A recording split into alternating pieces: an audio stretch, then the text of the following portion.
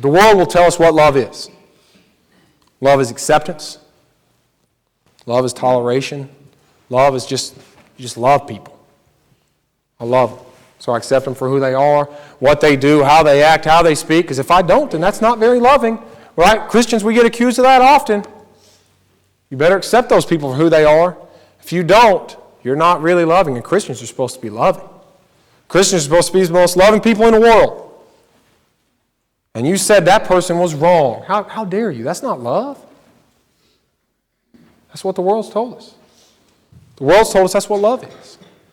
The Bible, however, has a much different definition of what love is.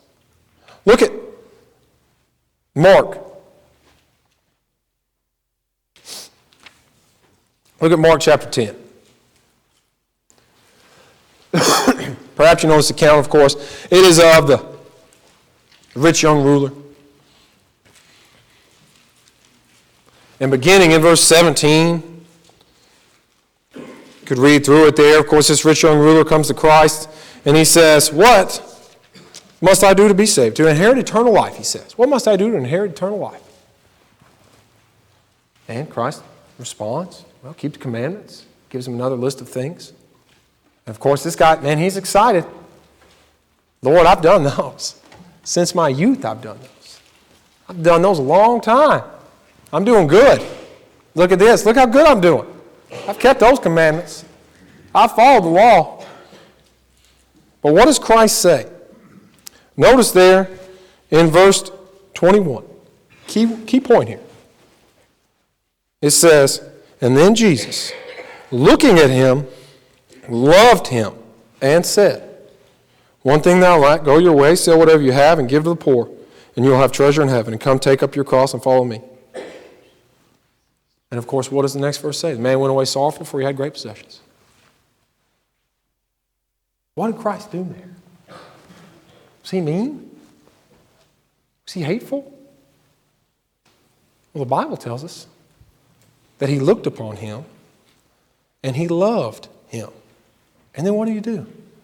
He said, "This is what you got to do. I love you. I love you. So let me tell you what you got to do." Notice the man went away sorrowful. He had great possessions. Christ didn't say, "Hold on now. I didn't think you were going to react like that. I thought maybe that was just a good way for me to get you to do what I wanted. So I take it back. Maybe just do some of it. Maybe do some of what I ask." Well, Christ didn't say that. There is no compromise with truth. Christ said, "This is the one thing you lack. I'm telling you this because I love you.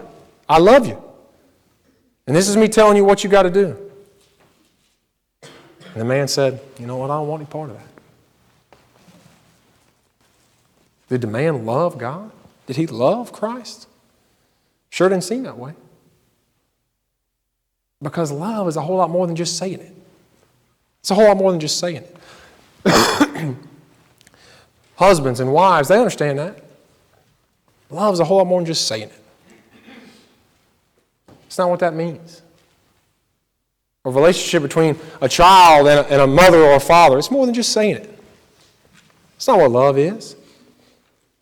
I think love, we just say it. We understand that, actually, when it comes to our relationships. We do. We understand it when it comes to our relationships. Think about this for a moment. In what other relationship in life can you be constantly displeasing to the other and you two still be on good terms? You be constantly displeasing to your spouse? Y'all going to be good? Me and my wife aren't going to be good. I'm going to be honest. If I'm displeasing her all the time, she's not going to be happy. If my son is constantly displeasing to me, constantly, nonstop, are we going to be good? Are we going to be okay? Just fine. Doesn't mean I don't love him, but we're not good. Christ loved the man here in Mark 10.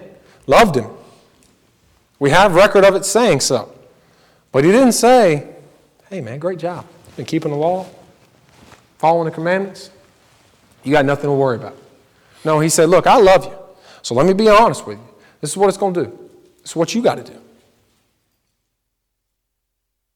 It's not you proving that you love. You got to prove you love. No, it's just what love is. Love is an action verb. We understand that in our relationships with each other. But yet when it comes to God, we say, it doesn't make sense to us anymore. In the world, we do that. If I ask someone, hey, you're constantly displeasing to your spouse, are y'all good? Well, no. Well, if you're constantly displeasing to God, are y'all good? Well, me and God are good. He knows my heart. And, He knows that I want to do good. Yeah, but are you good? That's what love is. Love, as we read in Romans 8, all things work together for those who love Him. That's what love is. Love is a commitment.